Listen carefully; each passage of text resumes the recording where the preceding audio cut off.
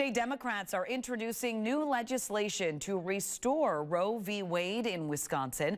Alongside Governor Tony Evers and Lieutenant Governor Sarah Rodriguez, state Democrats introduced the bill that would allow access to abortion in the state.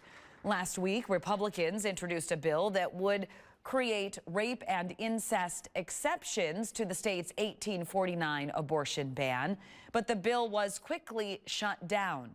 At a news conference this morning, Governor Evers said there's no room for compromise with these types of personal freedoms. It grows increasingly frustrating to hear people suggest there's room for compromise when it comes to restoring the constitutional rights and freedom of Wisconsinites that they've had for almost 50 years before those freedoms stripped from them in one fell swoop on one summer day. Governor Evers has made it clear he will not sign a bill that gives women less access to abortion than they had before Roe was overturned last summer.